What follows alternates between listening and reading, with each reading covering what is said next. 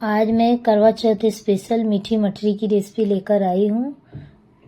बाजार से भी अच्छी और सस्ती आप मठरी घर पर बनाकर बिल्कुल आसान तरीके से रेडी कर सकते हैं।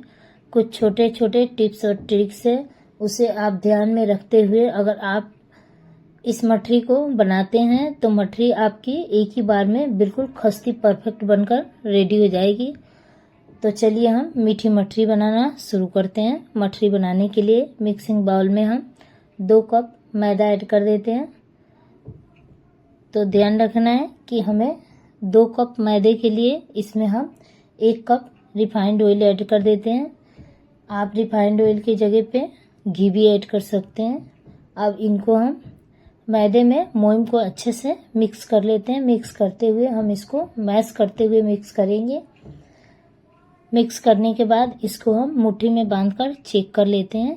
तो जब इस तरीके से मुट्ठी में बंधने लग जाए तब आप समझ जाइएगा कि मोम इतना खस्ते के लिए परफेक्ट है। अब इसमें हम थोड़ा थोड़ा पानी ऐड करके इसका हम टाइट आटा लगा लेते हैं। तो हमें इसका टाइट आटा लगाकर रेडी करना है। टाइट आटा अगर आप लगाकर मठरी को बनाते हैं तो मठरी आपकी बहुत ही खस्ती बनेगी। आटे को लगा लिया, अब इसको हम ढककर साइड में रख देते हैं। तब तक हम चलते हैं मठरी के लिए चाशनी बना लेते हैं। चाशनी बनाने के लिए पैन में हम 1.5 कप चीनी ऐड कर देते हैं। तो 1.5 कप चीनी मीठे के लिए बिल्कुल परफेक्ट है। अब जिस कप से हमने 1.5 कप चीनी ऐड किया है इसी कप से हम इसमें 2 कप पानी ऐड कर देते हैं। अब इसको हम मिक्स करते हुए मीडियम फ्लेम पे चीनी को मेल्ट होने तक पका लेते हैं। इस तरीके से मिक्स करते हुए जब इनको हम पकाएंगे तो चीनी बहुत ही जल्दी मेल्ट हो जाती है। अब इसमें हम थोड़ी सी केसर के धागे ऐड कर देते हैं।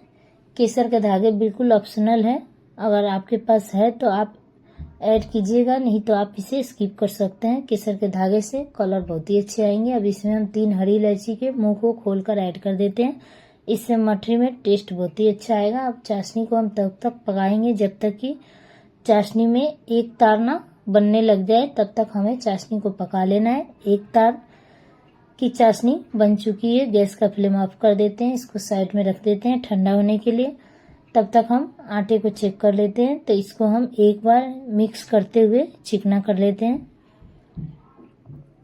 अब इसमें से हम एक बड़ी सी लोई तोड़ लेते हैं, बाकी को हम साइड में रख देते हैं। लोई को हम किचन बोर्ड पे रखकर इसको चिकना करते हुए लोई को बना लेते हैं। अब इसको हम बेल लेते हैं। तो बेलने के लिए हमें ना तो सूखे आटे की ज़रूरत पड़ेगी और ना ही ऑयल की, क्योंकि हम आटे को बिल्कुल टाइट गूंथकर हमने रेडी किया है। अब इसको हम बेल लेते हैं। तो हमें इसको मोटा बेल कर रेडी करना है, हमें इसे पतला नहीं बेलना है। तो आप देख सकते हैं मैंने इनको इतना मोटा बेला है। अब हम कचौड़ी का शेप दे देते हैं। कचौड़ी के शेप देने के लिए मैंने टिप्पन का ढक्कन लिया है। तो अगर आपके पास धार वाले कटोरी, गिलास या फिर कटर है तो आप उससे मठरी का शेप दे सकते हैं। तो इस तरीके से हम इसको मठरी को काट लेते हैं। इस तरीके से हम मठरी को काटेंगे तो मठरी हमारी एक ही शेप में बनेगी। एक्स्ट्रा आटे को हटा देते हैं, इसको हम फिर से बाद में बनाकर मठरी रेडी कर लेंगे। मैंने इनको मठरी को काट लिया है, देख सकते हैं।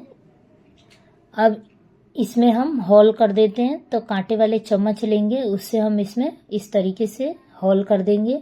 नहीं तो अगर आप होल नहीं करेंगे तो इनको फ्राई करते समय ये ऑयल में फूलने लग जाएंगे। तो ये आपको मठरी की जगह पे आपको पूड़ी या कचौड़ी दिखेंगे।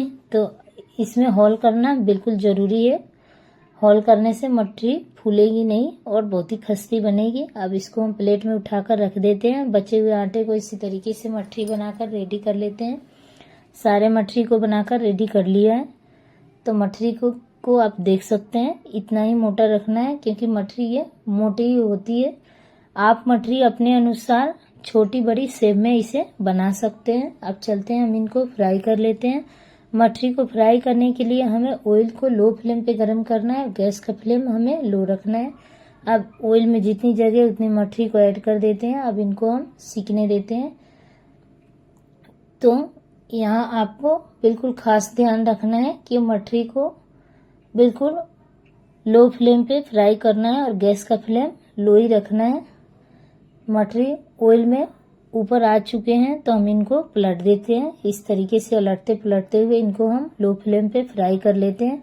अगर आप इनको लो फ्लेम पे फ्राई करते हैं तो अंदर तक मठरी बहुत ही अच्छे से क्रिस्पी ब्राउन होने तक फ्राई हो जाती है और ये काफ़ी समय तक ये मठरी खस्ती बनी रहती है। मठरी फ्राई हो चुकी है, इनको हम निकाल लेते हैं। बचे हुए मठरी को इसी तरीके से फ्राई कर लेते हैं।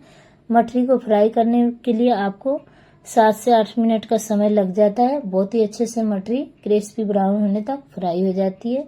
सारे मठरी को फ्राई करके रेडी कर लिया है। तो अब चलते हैं, हम इनको चाशनी में मठरी को डिप कर लेते हैं। तो ध्यान रखना है आपको मठरी को फ्राई करते समय लो फ्लेम पे या गैस का फ्लेम आपको मठरी को ऐड करते समय भी लो ही रखना है। लो फ्लेम पे मठरी को अच्छे से फ्राई करेंगे तो ये चाशनी में डुबोने के बाद भी ये खस्ती ऐसी मठरी रहती है। अब चाशनी को ले लेते हैं। तो हमें चाशनी में इनको डिप करने से पहले हमें चाशनी को अच्छे से ठंडा करके लेना है।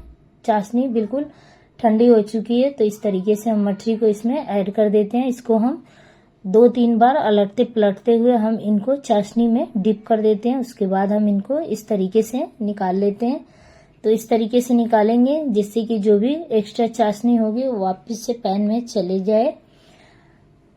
इसी तरीके से हमें सारे मठरी को चाशनी में डिप करके निकाल लेना है।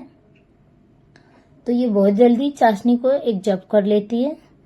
हमारी सारी मठरी को मैंने चाशनी में डिप करके निकाल लिया है। एक मठरी को तोड़कर दिखा रही हूँ, आप देख सकते हैं चाशनी अंदर तक कितनी अच्छी तरीके से एब्जॉर्ब हो चुकी है और मठरी कितनी खस्ती बनी है।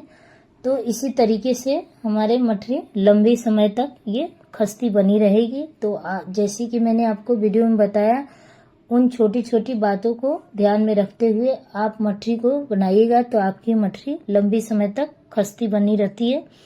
तो आप इस बार करवा चौथ पे एक बार इस तरीके से मठरी को बनाकर जरूर से ट्राई कीजिएगा और मुझे प्यारा प्यारा से कमेंट कीजिएगा कि आपकी मठरी कैसी बनी। अगर मेरी मठरी पसंद आती है तो वीडियो को लाइक कीजिए, शेयर कीजिए।